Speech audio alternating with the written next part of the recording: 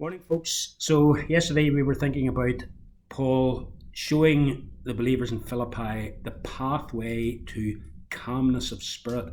He had urged them not to be anxious, wanted them to be calm. And he says, and here's the pathway to be calm: be prayerful.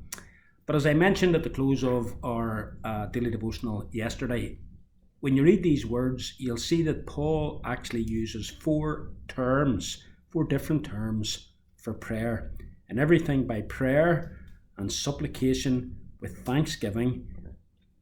Let your requests be made known unto God. And as you look at these four terms, you can see how the knowledge of these things and the putting of this into practice can bring and will bring calmness of soul to the person who takes these steps. The first word that Paul uses is the word prayer, and everything by prayer. This is the most general word that's used in the scriptures for drawing near to God. And it carries the idea of coming before God in an attitude of submissiveness, devotion, adoration. In other words, it suggests that the person who is praying is allowing himself or herself to fill their minds with high and glorious thoughts of God, the God into whose presence they are coming with their prayers. So this first word is very much a word that is God-focused. The person praying has taken time to remind himself or herself of who God is, of the greatness and the majesty and the glory of God, and in doing so, their soul experiences a calmness coming over it. And you can see how taking time to reflect upon the greatness and the majesty and the glory of God allows all those truths associated with that to fill one's mind and to calm one down. God is sovereign over all events, including all the events in our lives. And that surely can encourage us, and it can bring peace to a troubled heart and mind. So Paul says, here's the first step in the cure for worry. Take time out to reflect upon and remind yourself of the greatness and the glory and the majesty and the power and the sovereignty and the goodness and the love of God. And as you do that, not only will you find yourself being stirred up to worship and adore God, but your renewed awareness of these wonderful attributes, these wonderful characteristics of who God is, these will have a calming effect upon your troubled soul. The next word Paul uses is the word petition or supplication.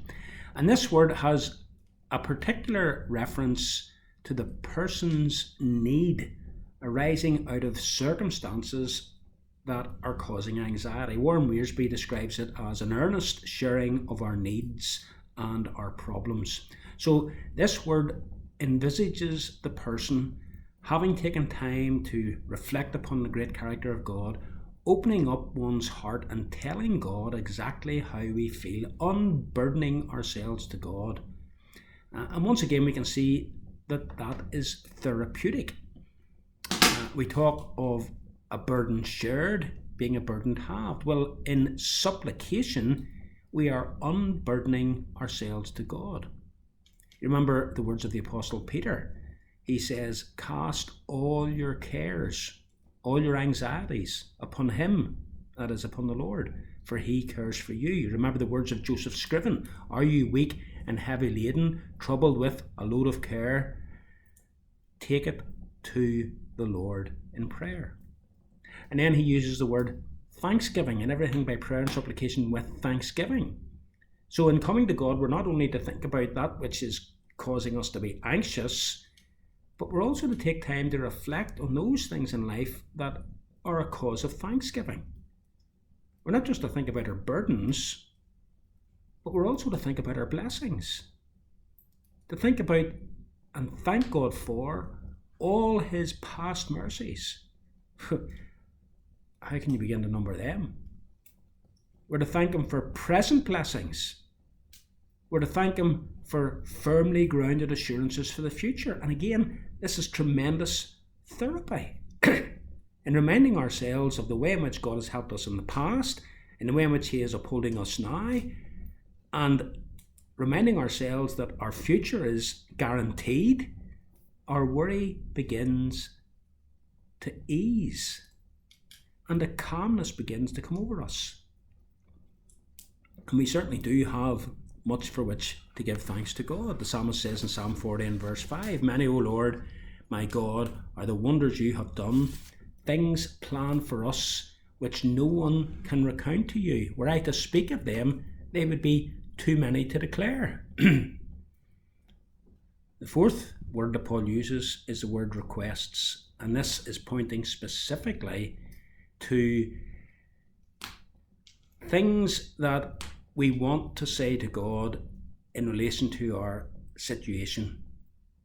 In other words, our prayers must not remain in the sphere of what I would call vague generalities. Paul is encouraging us to be specific. We're to present our requests to God. The picture is coming and laying out before God those things that are giving us concern.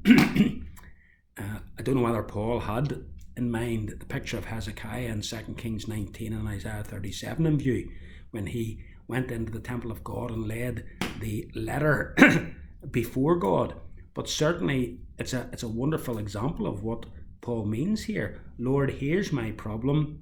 Lord, this is my heart's desire with regards to it. And brethren, when it comes to our problems in life and our worries and our concerns, it's easy to talk to others about them, but we need to talk to God about them. And we need to be specific. And as we do these things, prayer, supplication, thanksgiving, requests, we'll find worry subsides. A new perspective on the problem is gained. This is how we be calm. We be prayerful.